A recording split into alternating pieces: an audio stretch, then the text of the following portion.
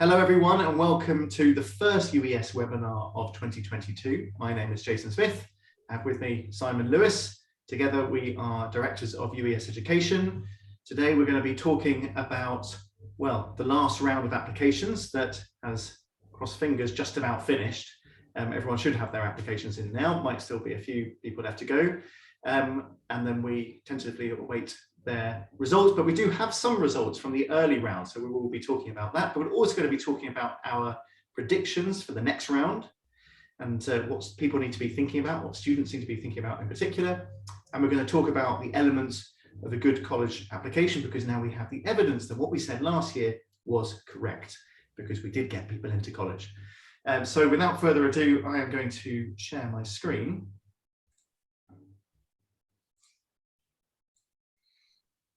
There we go. Hopefully everyone can see that. And we will get started. So first of all, what does the current landscape look like for applications and testing? Well, just the obvious bits first of all. I know that those of you who joined our webinars last year will be up to date with what's been going on. There was a test optional trend that is still continuing. Many colleges are still going to continue that test optional policy. Usual caveat applies that you have to be careful because that's not always true. Applications from the UK increased by 23%. Now, that was true in the last round. We think it was about the same numbers again in the last year. So that's two roughly 25% increases in 2 years in a row. There's lots and lots of reasons about why that's happening. We could spend all day explaining why or theorizing about why. But the truth is that America is continuing to be extremely popular with students from the UK, and that means it's extremely competitive. Probably in a large part due to the removal of that testing barrier for a lot of colleges. And again, we'll explain that in a moment. The admit rates at highly selective colleges hit an all-time low, many in low digit single figures. And many colleges saw a slight dip in application numbers, but way up on the previous year. But like I said, be careful about that test optional movement. Many colleges like Georgetown, Florida State, Georgia State University, they were still requiring tests. And we'll talk a little bit about our figures on that in a moment as well. But the SAT is trialing digital testing. This might change things a lot. Obviously, one of the big reasons why people didn't do tests and why colleges went test optional was because of the lack of availability for people to test because of the pandemic. That has changed now in the last 6 months or so. We haven't really had anyone or many people, touch wood, have a problem with testing. There have been cancellations here and there, normally because of staffing issues, but actually most of our students have managed to test. One thing I will say is that our numbers for testing in terms of number of students doing it in the UK is very high, probably the highest it's ever been. So please don't think that people are just giving up on testing entirely. The opposite is probably true. Another interesting thing is that Dartmouth just became need blind for international students, joining the Venerable Five, Amherst College, Harvard, MIT, Princeton, and Yale. What that means is that they do not look when you apply whether or not you need financial aid. They do not care. They will guarantee to meet that aid. The trick is getting accepted. That's the hard thing. So all those colleges are difficult to get into, but if you do get into them, you shouldn't have to worry about money. Great that there are more need blind colleges. There are plenty of other colleges, by the way, hundreds of them, that give financial aid in some form to international students. So please don't think it's just about these five. There is a college for everyone out there, and if you do your research and you are the right fit for that college and you really prove it to them, you have a really good chance of getting financial aid if you need it. Okay, Simon's going to talk about some of the admit rates from the last round. Yeah, so I'm just in this slide comparing the early admit rates, which is all we have obviously at the moment, for the last cycle, so 2020 to 21 and 2021 to 22. And my apologies, the previous slide, the point was that there has been a slight dip in terms of early application numbers from 2021 to 22 versus last cycle 2020 to 21, but nothing like, it's still way above what it was in 2019 to 20. So if we just have a look at some of the figures there, you'll see this kind of borne out. And the next slide is a kind of a companion slide to this one. So if we look at MIT, for example, last year they admitted 719 from 15,081 early applications for a 4.8% admit rate. This year they admitted 697 from 14,781 for a 4.7% admit rate. So still, huge numbers of applications, but a comparable acceptance rate, even though there was a kind of slight dip of about 100 and in fact 200, or was it 300? Yeah, so then if we look at Columbia, for example, again, similar story. They actually admitted exactly the same number of students this year as last, although there were about 130 fewer applicants. So very much in the same ballpark in terms of numbers. Then if we look at Harvard, again, a slight dip there. Duke was probably the most significant dip. So 5,000 applicants last year and just 4,000 this year early. So last year, the early decision admit rate was 16.7%, and this year it was 21.3%. So that is a statistically significant difference there. Penn was also, pretty similar though, and in fact, Georgetown was the only one that the number of applications was slightly higher this year than they were last year. So last year was an 11% early action admit rate, and this year it was 10%.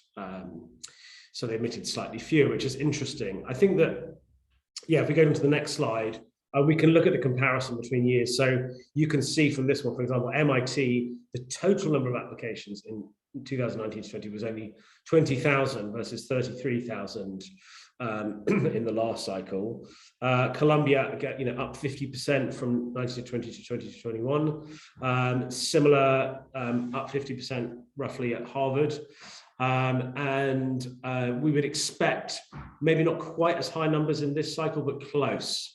So it is a new normal in terms of numbers of applications, that a lot of the highly selective colleges are turning away more and more, very qualified applicants. And if you look at, we don't have the figures for Oxford and Cambridge yet for last year, because those come out in May. But if you compare those for the last cycle that we have statistics for, so 2019 to 20, actually all of those colleges were more selective than both Oxford and Cambridge. So that gives you some idea of the level of competition at some of these colleges. Okay, I'm passing back to Simon. It should be pointed out that obviously that that figures on that first slide are to do with early applications. So don't make the mistake of thinking that that tells you everything you need to know about the colleges you might be applying to, because normally you would only be applying to one, maybe a few early colleges.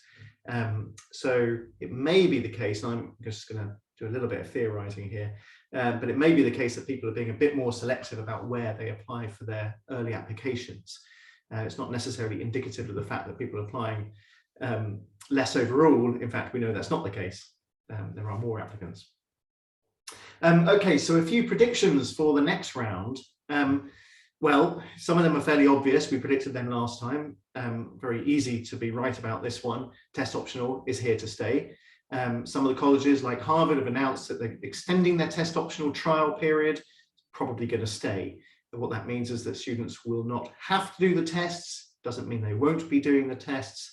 And indeed, the very fact that the College Board is trialing digital testing at last, and they have done it with some of their other tests before, means that they do think that people will continue to take the SAT and ACT.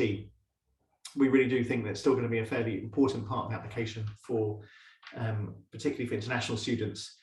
But most students will submit test scores, as I said, and there will be a correlation between submitting scores and gaining acceptance to highly selective colleges. Correlation, not causation, by the way. It's not necessarily the high scores that get you in. Now, what I always say about this is that since colleges that are test optional do look at the scores when you submit them, high scores must help your application, but you can't just take them on their own. If you're doing just testing and you're doing that to the detriment of everything else in your application, it's probably not a good idea. And for some students, it's not a good idea to test at all, because they should be putting their efforts into things like portfolios or essays and other things. But the truth is that if you can get a really good score and still do everything else well in your application, it's probably not going to hurt. Application numbers will remain at or around the levels seen in the last 2 cycles, very high numbers. It's difficult to think how much higher it could go, given the relatively small pool in the UK. But we do think that international education in general is going to continue to be very popular, and American universities will continue to be very popular and therefore competitive. Fit will continue to be a vital component to success. Now, those of you who tune in regularly will know that we talk about fit for college quite a lot. It is something that's very important to us because it is something very, very important to colleges. As we say all the way through, it's not a good idea just to pick out some big name universities and apply to those. You've got to find the colleges that you are a good fit for 2 reasons. One, you are much more likely to be accepted by the university because that is what they're looking for. And 2, you're probably going to have a better time at a university that you're a good fit for. So it's really, really important to find a good fit university if you want to be serious about going to America. This is one of the things that we help with. And number 5, early application strategy will continue to be vital to success. You're going to see some of the colleges that some of our students have already got into. They've got into them through the early rounds. We had, not wanting to blow our own trumpets too much, but we had very, very good success in the early rounds with our students. And that is because we really got the students to think carefully about where they are applying to, and think carefully about what characteristics to show to those universities in order to be successful. And we're going to show you how to do that too.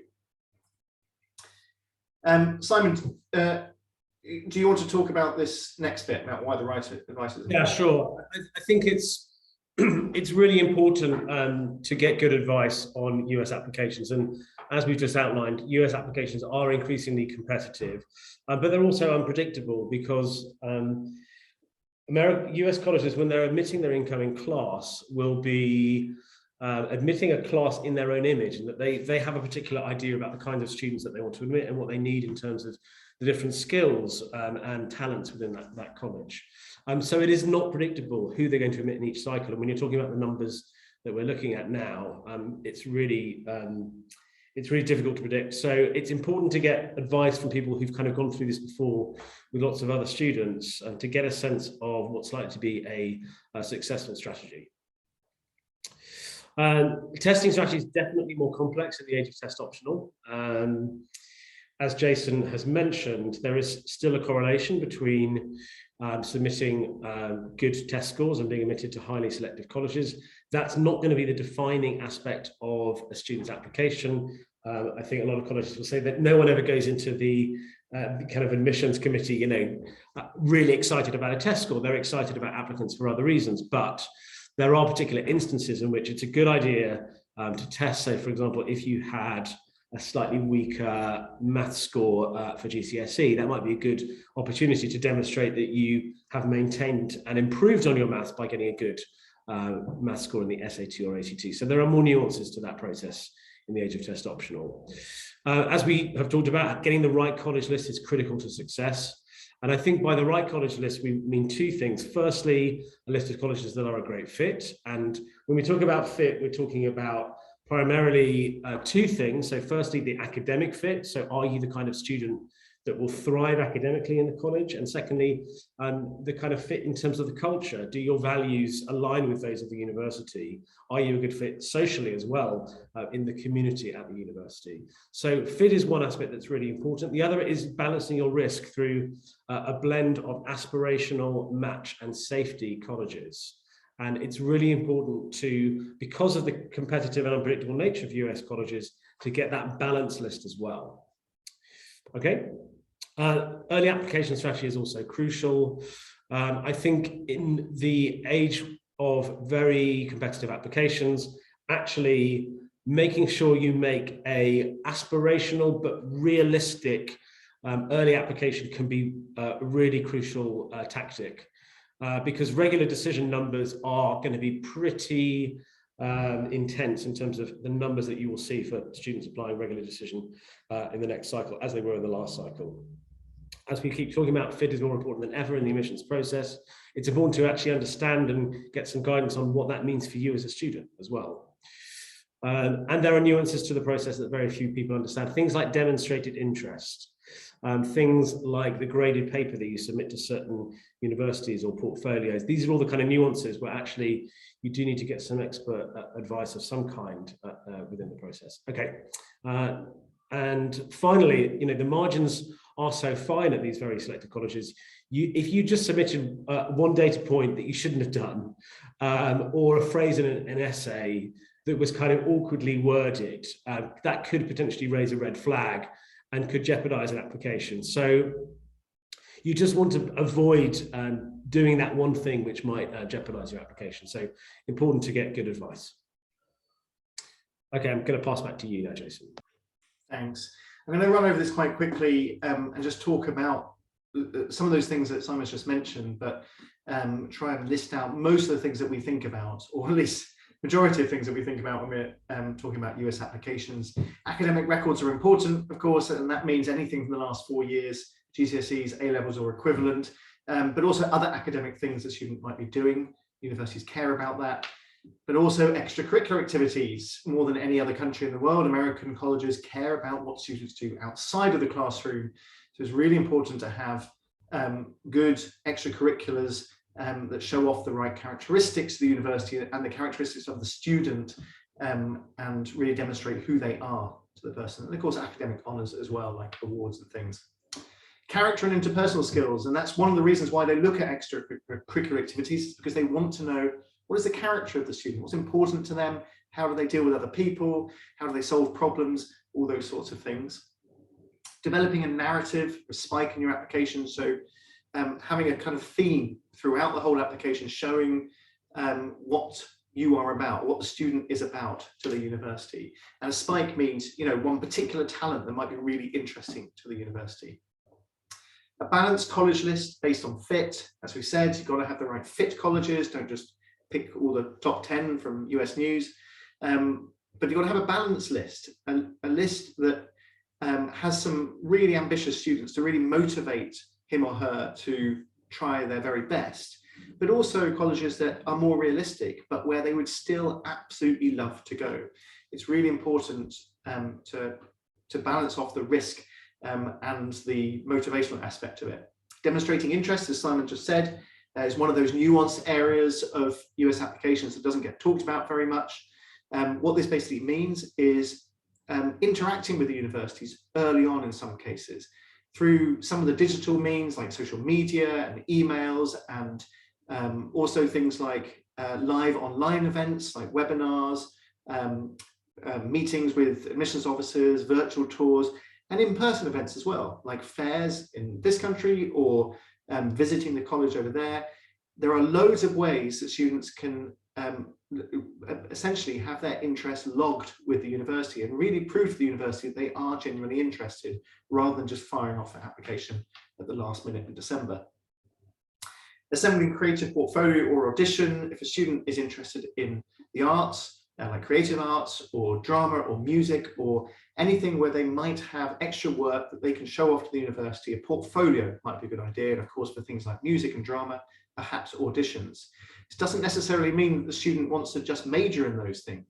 You can submit a portfolio in music to MIT if you wanted to, because it would show the university that you were someone who had another side to them at a very high level. Putting together that portfolio in a really good way is something that can leverage those students' talents to help them get in. Testing strategy, as Simon said, early applications, well-crafted, engaging essays. These are not personal statements like UCAS, not a list of achievements. These are very, very personal essays that really highlight to the university what the student cares about and why they would be an interesting and good fit for that university. One major part of our support in the application stage is the essays. Consideration of scholarships and need-based aid. Of course, you can't just apply to universities and hope that you can afford it. Got to make sure you understand what the cost implications are beforehand. And in some cases, if you need to have financial aid to be able to afford to go, and the university doesn't think they can meet that need, they might turn the student down on that basis. So they don't want to put the student in a position of having to accrue debt. So it's really important to understand what the cost implications are beforehand and how to show that to the university. Navigating various application portals, there is something called the Common App. Unfortunately, it is not common to every university. It's got about 900 on it now, but there are 4,500 higher education establishments in America. So it's quite likely the students would have more than one portal. There's a Coalition application, there's universities of California, Florida State, Georgetown has its own one, MIT has its own one, so it's very likely that they'll have another one to do. Letters of recommendation from the school and maybe other people, normally somewhere between 3 and 4 recommendations. Interviews, again, very common, especially now that they can do them all online. Not technical interviews, but very, very personal, and again, trying to find out if the student understands why they're a good fit for the university, so preparation is key.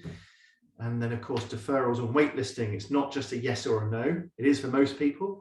Could be deferred from the early round to the regular round, sometimes happens, and even in the regular round, you could be waitlisted, waiting to see if there's enough spots available come May when people are making their decisions. So how to deal with those things and how to show continued interest in the university is key. And finally, choosing between offers. So in the end, students, if they've got our help, should have an offer on the table or a decision on the table, and hopefully more than one. Deciding between them can actually be quite tricky. It's not just a case of thinking, well, I'll go for that one, that's my favorite one. It's probably a few more nuanced things that you have to think about there, and we can help with that. And Simon's going to talk about how college counselling can help. Yeah, so I'm just going to run through a few pointers here in terms of how college getting an external counsellor can assist students in this process. So I think one of the main things that we probably it's a really important aspect of the process is actually guiding students to build this distinctive academic and extracurricular profile, and that could be through a number of different means. It could be through strengthening a student's intellectual curiosity, or it being demonstrated in the application. There could be courses, lectures that they go to, finding the right kind of opportunities there.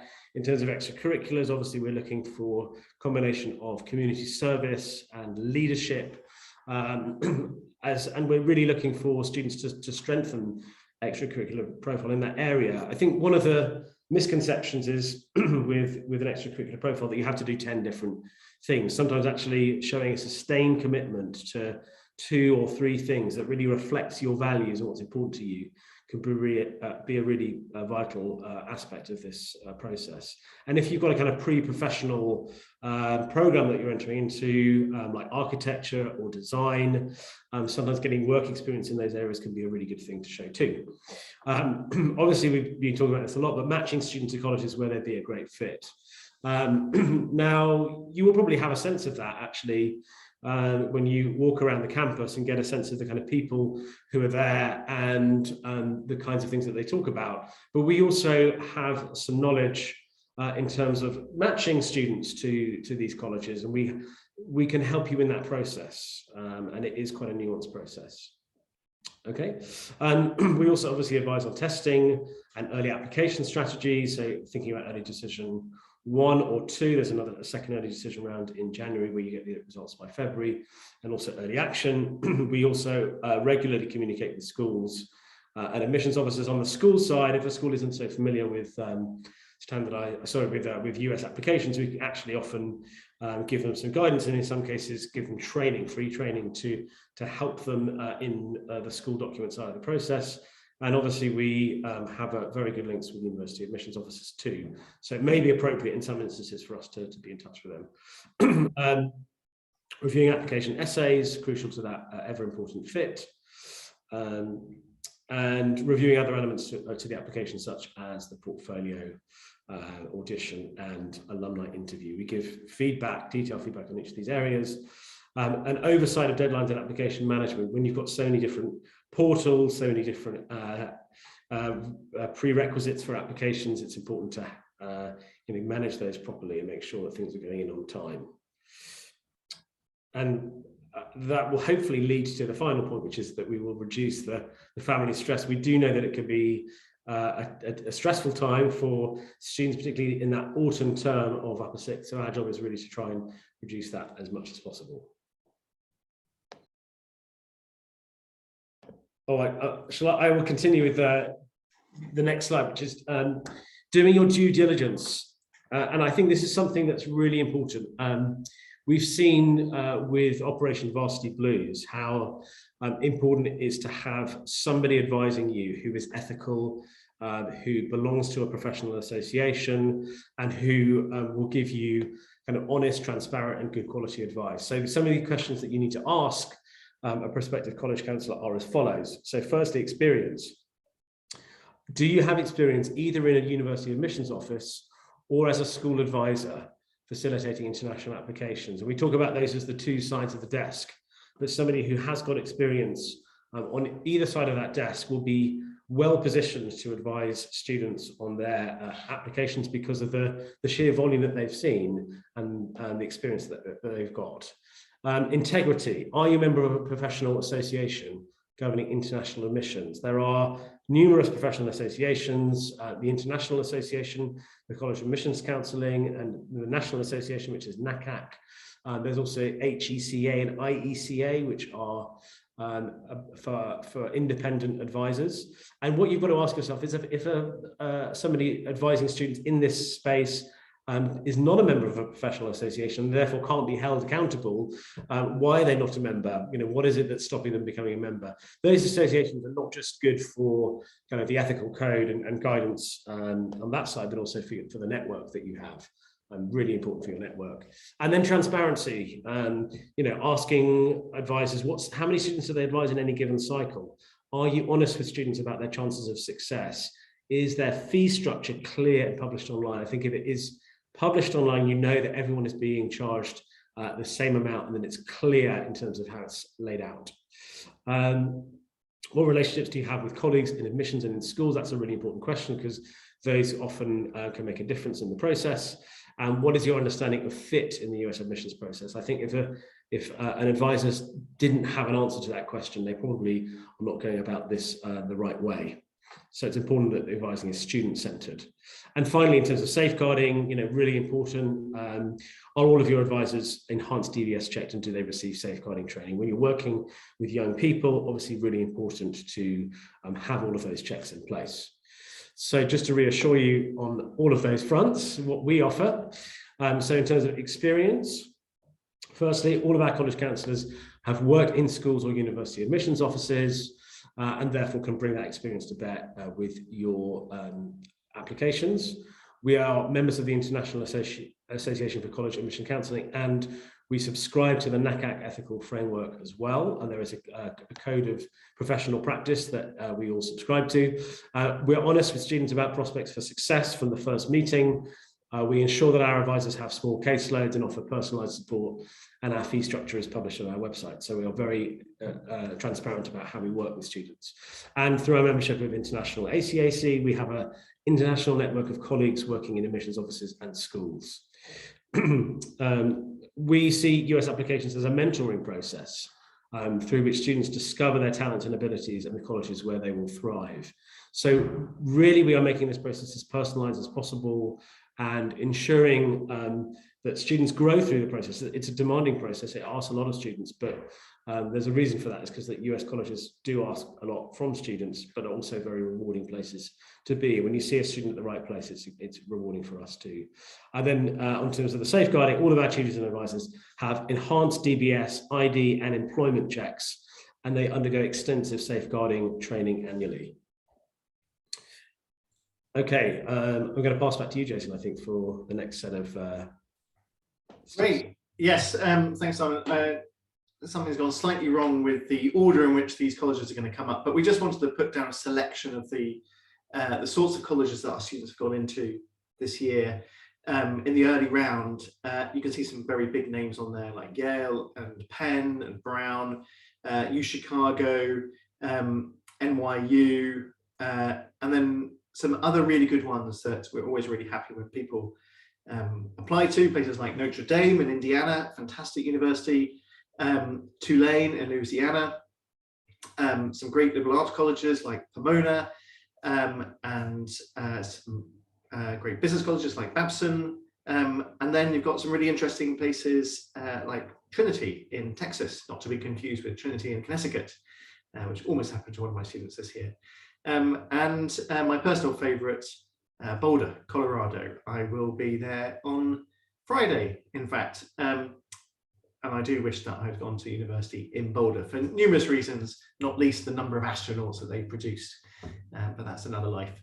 And then there's also McGill down there, one of the big universities in Canada. Many of our students will consider Canada as well if they're looking at North America in general. We can help with that. Oh, and University of North Texas as well there.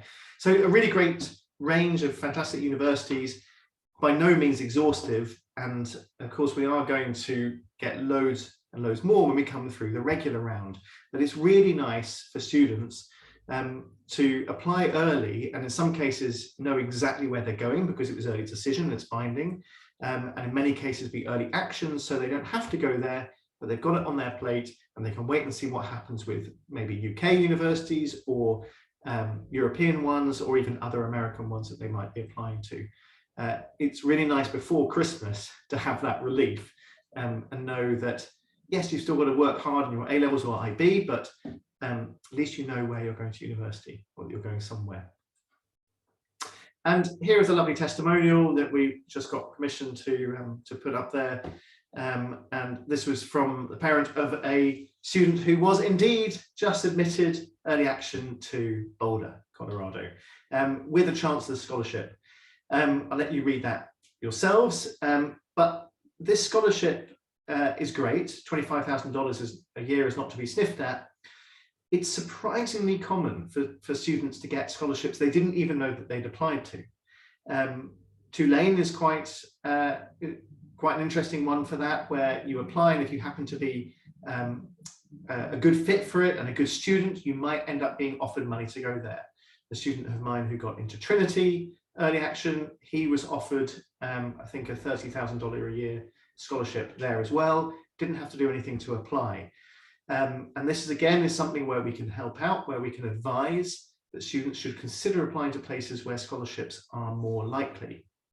Even if you don't need it, scholarships are not means tested. Just one thing, Jason, just to clarify, actually, it's $25,000 in total for Chancellor's Scholarship rather than per year. That would be extremely generous, but there are there are scholarships that may offer amounts around that amount. For example, the Hesburgh ISCO at Notre Dame is $25,000 a year. Okay, still nice if you can get it. And that's pretty much all we want to talk about. If you do want to talk to us, we do have a link there, ueseducation.com/free-call.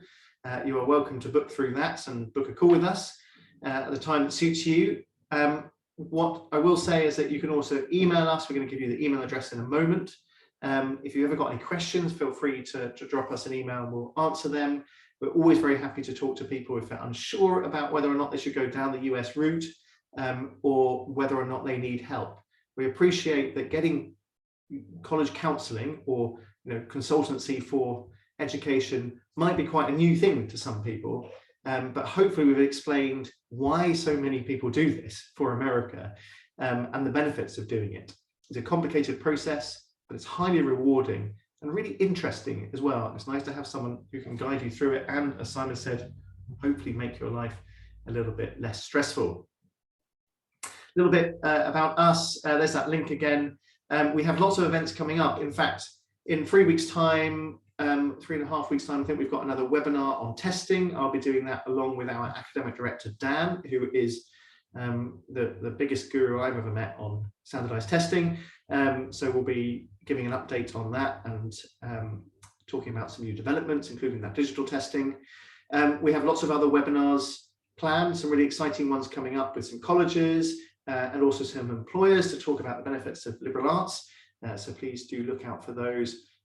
Every time they're organized, they'll be on our events page. We've also got a mock admissions event.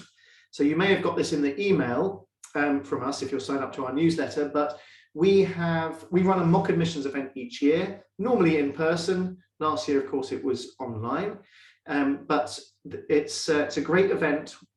Students are encouraged to go. It's free for students. There's a small charge for parents and teachers.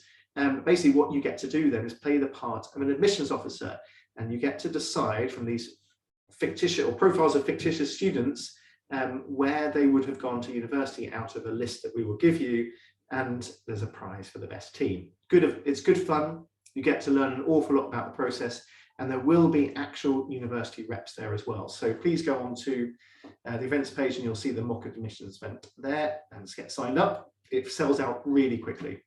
I think it's coming up on in March. We've also run courses for the SAT and ACT. I appreciate many of the people on this call will already be part of that. But the next course is a weekly course. It starts on Sunday and it will run through for 8 weeks up until the April and May tests. So if you are thinking, or your son or daughter is thinking about doing the SAT or ACT, it's a good way to get good value tuition over a long period of time. So please do consider that.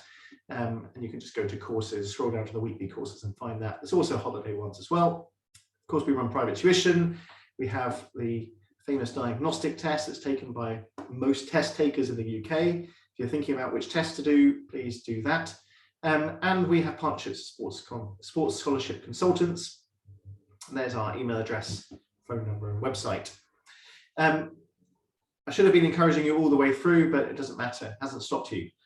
Please feel free to ask questions in the Q&A box. If you've got any questions at all about the process or about our services, put them in there and we will answer them now live.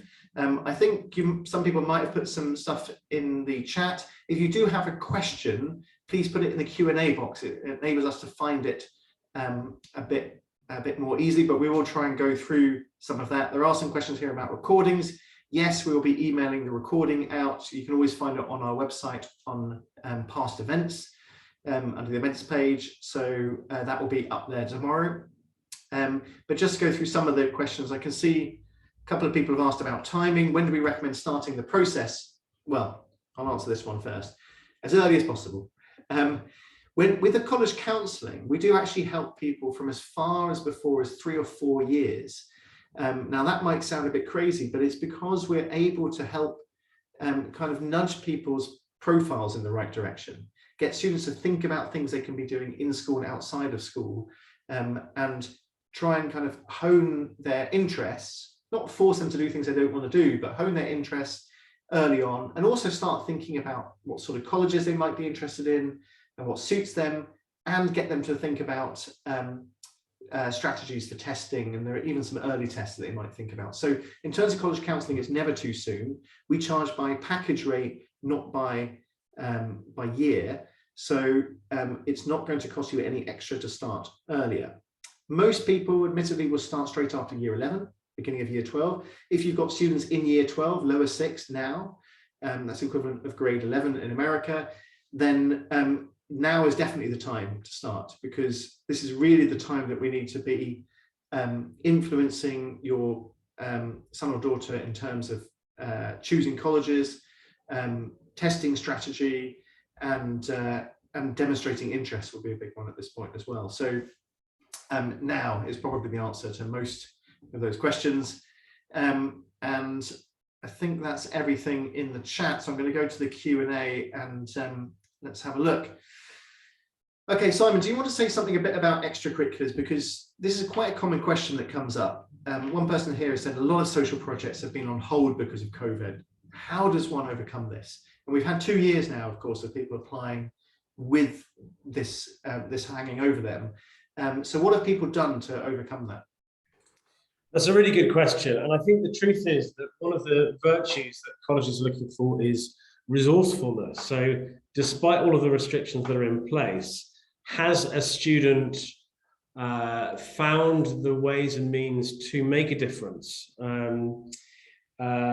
I can think of one example of a student who ran a project, just before the pandemic, actually, helping, working with care homes and kind of setting them up with musicians to come in and play music. And obviously, as soon as the pandemic hit, care homes were all closed. But what she did was have link schools with the care homes, and then students would actually write to them. So instead of a kind of musical project, it became a letter writing project, and that's actually gone on to become a kind of national success. So it's really important to think of ways in which you can contribute. There is stuff that can still happen online.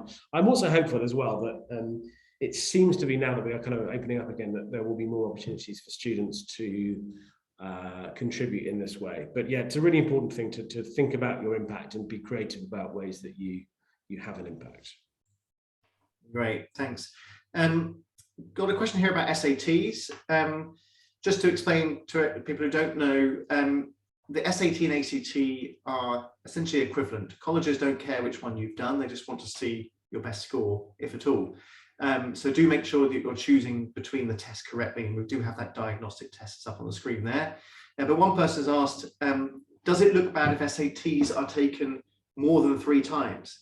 Well, you've hit the magic number there. We generally say to people you shouldn't take the test, SAT or ACT, more than 3 times. 3 is probably fine.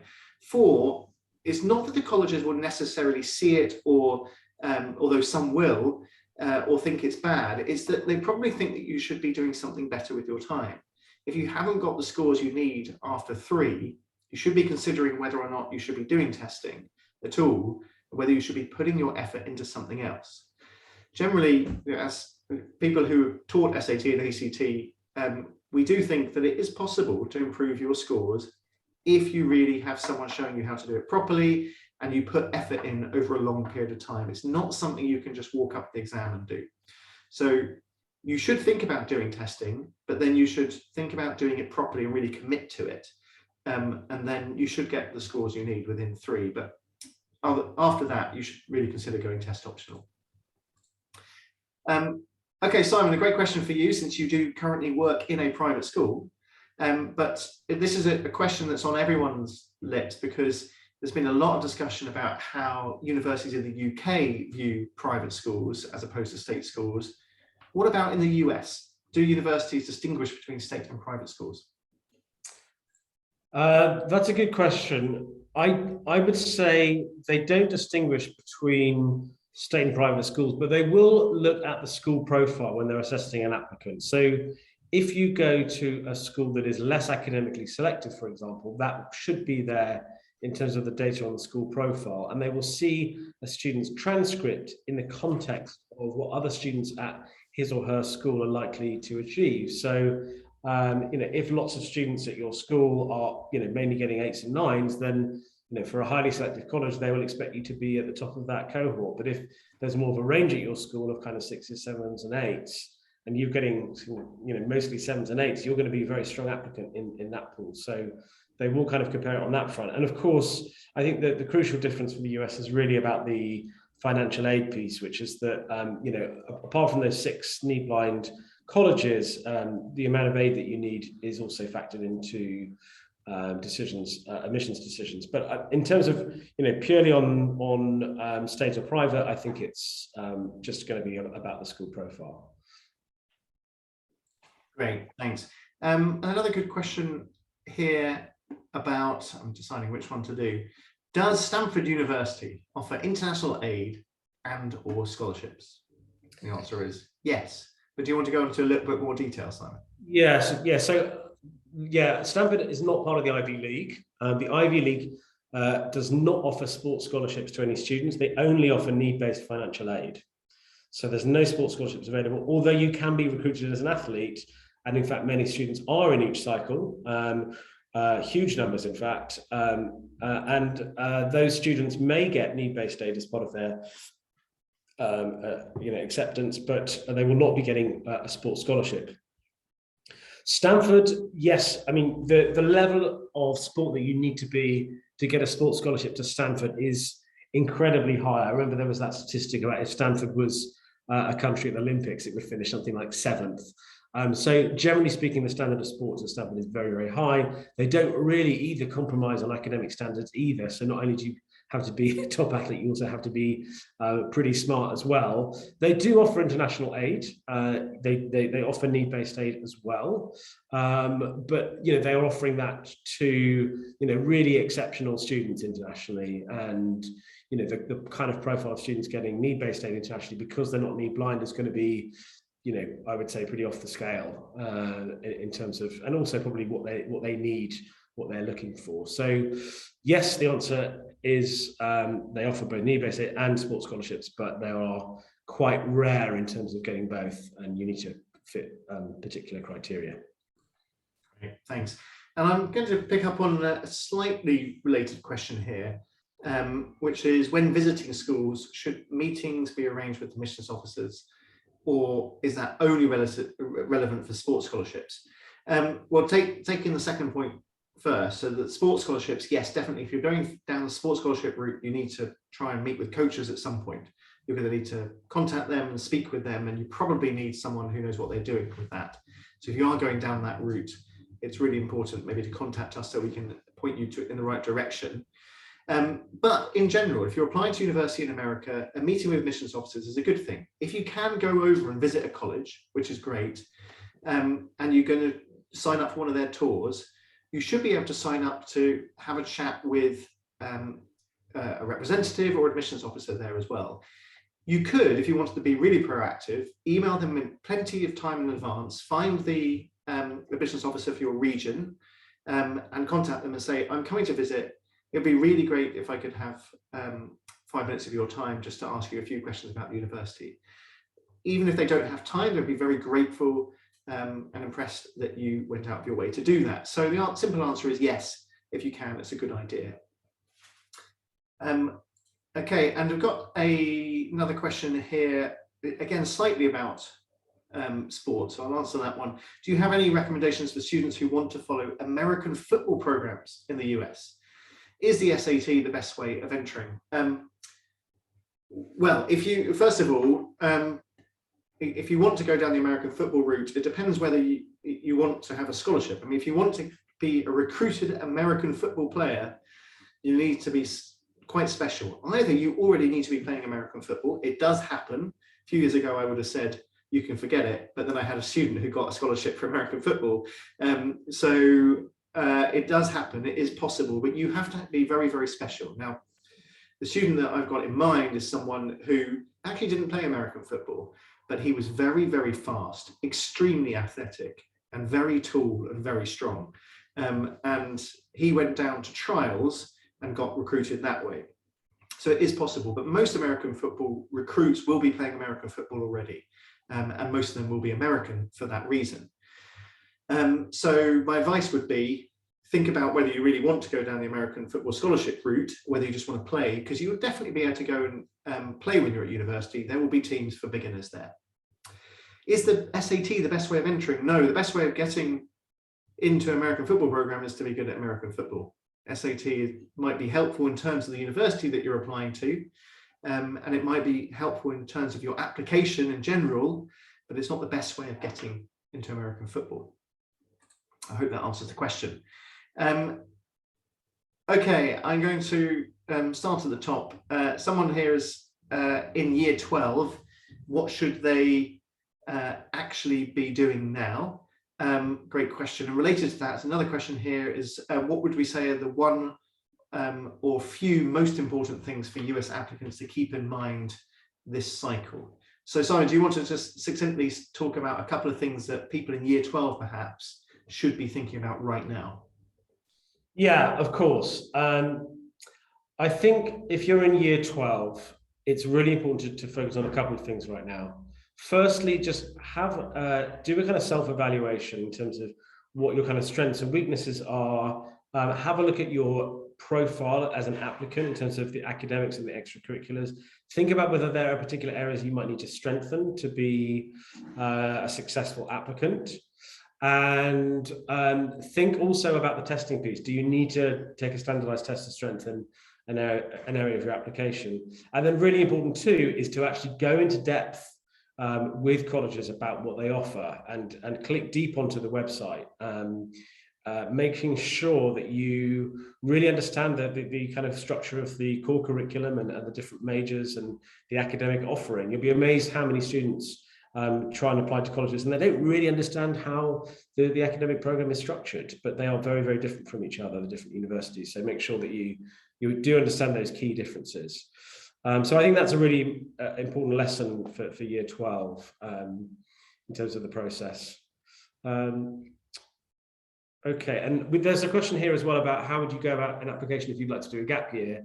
Well, there are a few universities that are very happy to offer you the chance of a deferred place, like Yale, for example. They will give you the option of deferring if you're admitted.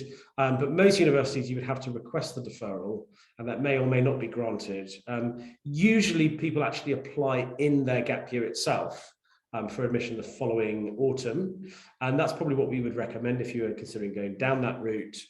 I would think about it, you're going to need to allocate a couple of months of your gap year really to putting together your application, as a minimum. So you might just want to delay going wherever you're going until perhaps, December, depending on how many places you're applying to and where you're applying. Might even be a little bit later than that. But to also do something that is structured and worthwhile in your gap year. And we actually find that a lot of our gap year applicants are successful because they just have that extra level of maturity, and they have a kind of focus in terms of what they want to do, and they have got the time to put together kind of thoughtful and considered essays. So it's a good idea to take a gap year, I think, for US applications, but make sure you go about it the right way. Great, thanks. Okay, there was a question here about cohesion and extracurriculars. So how well should they work together, or should people just pick lots of extracurriculars? What do you think about that, Simon? Well, I don't think it matters if they are seemingly disparate. So you could be somebody who's really interested in biological engineering and also kind of stage management in the theatre. That could be an interesting combination. There might be things that you could write about in your essays, making the connections between those two things and making kind of uncommon connections between those kind of different fields. But I think overall, a student's profile should make sense in terms of how are their extracurriculars reflective of their interests and their values. It's really obvious when a student has just done stuff to look impressive rather than to do things that really matter to them. And that's one of the things that we do when we're reviewing a student's profile, is to really get to the core of, okay, well, what are your values and what matters to you, and how can you express that more fully in terms of your profile? So those are the things really I think it's a good idea to think about. So I don't think it all has to be about one thing, but it has to make sense in terms of your interests and values. Okay, great. I was just writing an answer to someone, but I'll say it instead, which is, when is the best time to visit universities? Would you recommend not to visit them? No, we would recommend to visit them if you can. Great idea. Now, obviously not everyone can. It's difficult at the moment with all the requirements for various countries. America is getting a bit easier, but it's still, as I will tell you, for someone who's about to fly to America tomorrow, it's still not straightforward. But it's a good idea if you can to go and visit them. But you can also visit them online. And remember what I said before, demonstrating that sort of interest is really good and useful. When's the best time to visit them? Sometime in year 12. Now, ideally, you would try and do it maybe in the February half term, or the Easter holidays would be ideal, because it leaves you plenty of time then to reflect on that and develop your college list. You could do it in the summer, but two things you need to bear in mind. One, you're running out of time by that point, and you really should have finalised your list, so try and do it early if possible. Secondly, there won't be any students on campus in the summer, so you'll get a very different feel for the campus in the summer than you do at the rest of the time. So ideally, sometime between now and the summer, if you can. Okay, I'm going to leave this slightly difficult question to the end. Got a couple of questions about the ACT, so I'm going to ask them very quickly. If you have an ACT with a very weird result, varied result, could be weird, English, reading, the science are okay, but the math result lags behind, should you redo?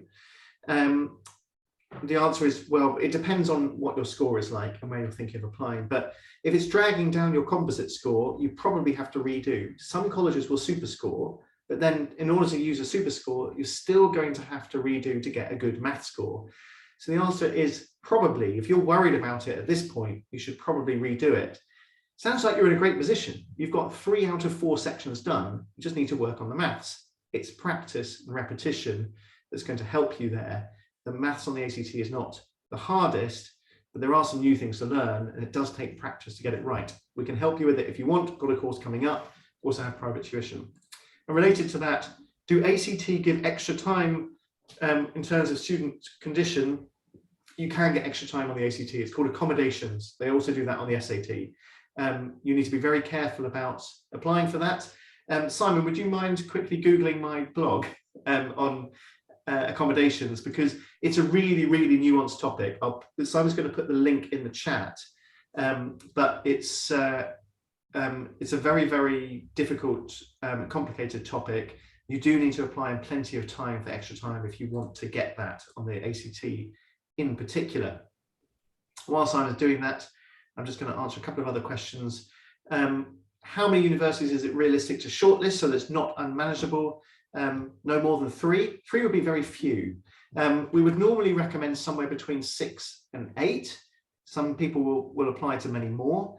You can apply to as many as you want, but the reason you need to have somewhere around that number is that you need to have some reach colleges, some match colleges, and some safety colleges. If you're just doing 3 and just going to do 3 very top ones, kind of wasting your money there, it's a very, very high chance you won't get into any of them. And it probably shows that you haven't thought about the fit properly. So somewhere around 6 to 8 is completely manageable, even with UK applications on top. Where it starts to become difficult is if you're also applying to Oxford and Cambridge. That's going to be very, very hard. If you're also going to add other countries on top of that, like Europe, suddenly you're going to have way more things to do as well. So do try and limit it a bit, but having about 8, even 10 really good fit colleges in plenty of time, finalized before the summer so you can start writing the essays, completely manageable. Just don't start late. Great, Simon's put the link to my blog post in there. Forward it to your school if you need to get accommodations as well. Okay, now Simon's going to answer this question about, is it true that students will be at a disadvantage if they haven't studied an essay-based subject and only present with maths and sciences for US universities? How do we overcome that? Simon? That's a really good question. I think, again, it comes back to fit, which is the student going to be assessed to be a good fit for that academic program? To give you a couple of examples, Princeton requires a submission of a graded essay in, ideally they want in a humanities subject. I think it's going to be really difficult for a student who's only got humanities subjects for GCSEs, for example, to submit a high quality enough graded essay for submission for their US application. So a student who's not doing any humanities subjects wants to apply to Princeton, that might not be the best fit. At the other end of the scale, you've got someone like MIT, where you actually need a humanities, arts, or social science teacher to write a letter of recommendation, as well as a maths and science teacher. And I have had instances of students being admitted to MIT with a GCSE teacher. That is possible, but you need to make sure that I probably wouldn't leave that too late. I would actually maybe even ask sooner rather than later if you do have a GCSE teacher who submits that letter of recommendation. US universities do understand that, but obviously, they might be also looking at students who are doing further maths, physics, and philosophy, or something like that for comparison. So you might just want to be thinking about colleges where it's less of an impediment to only have maths and sciences, and there are definitely some technological institutes that are fine with that, and that are more kind of maths and science heavy, and where that's the bulk of what you would study. But this is where it gets back to the kind of academic fit for the student. I do think there are ways to mitigate that. It could be taking some courses in the humanities, like some MOOCs, massive open online courses that are specializing in humanities subjects. That could be something that you can do to mitigate it. There might be other things you can do within school or outside of school. But as I say, fit is the really important part of that process academically. Thanks. We're not going to take any other questions. There's one left here to finish off on, slightly more difficult question to answer. The question is there such a thing as race-based admission for British students, or do they consider British students as one race regardless of ethnicity? Hopefully no one is considering British people as just one race, but the answer is no, in terms of them regarding all British people the same. American applications are looked at in context. So every student who's applying, the university will look at their background, look at the things that make up who they are, and one of those things might be race. And they're using that to try and understand the context from which they're applying. So it's not a case that one ethnicity is more favoured than another. It's looked at as just part of the makeup of the student. So no, they don't just lump all British people into the same category, in the same way that they don't consider that every British person is going to be doing exactly the same at school, or go to the same sort of school, because the sort of school you go to is going to affect the context in your application as well. Simon, do you want to add something there? Yeah, I think it's worth looking at the Harvard recent lawsuit when there was an allegation that Harvard was discriminating against Asian American students in the process. Now, I know that's that's an American issue rather than about international students, but what came to light as part of that court process was that through affirmative action, US colleges were able to use race as a factor in admission, and it could be a positive tip in the application. Now, I think it's just worth bearing that in mind, that under this kind of banner of holistic review, colleges are able to kind of balance out the year group, and they're able to shape the year group in their own image and what they think their community should look like. So they will want, as part of that, to have a good balance of people from different ethnic backgrounds. So it could be that, and the same is true as well of gender, that there may be certain advantages in being a male or a female applicant to a college. Brown, for example, is oversubscribed with women. So I think there is probably an advantage to being a male applicant to Brown, because they don't have quite as many of those. So that when you are thinking, these are kind of the different nuances actually, when you're kind of advising students, it's important to kind of maybe look at some of these factors that could be considered within the admissions process, because there are lots of nuances to them. It's very different from how we assess things in the UK. But the US, under holistic admissions, they do have a lot of freedom to shape that year group according to what they want from their community. Great, thanks. And there's a nice point to end on, is that the exciting thing about American applications is the fact that it is holistic. It's not about just getting the top grades and then getting into a top school over someone else. It's really about showing who you are as a person. And as we've tried to demonstrate, there are an awful lot of things that go towards making up a student's character and showing that they're a good fit for universities. And it's interesting and fun to try and find those right places for people, and should be really rewarding for the student when they work out, this is where I'm going to get on really well, for lots of different reasons. So it's a good point to end on. Again, you can contact us, email us at consultancy@ueseducation.com.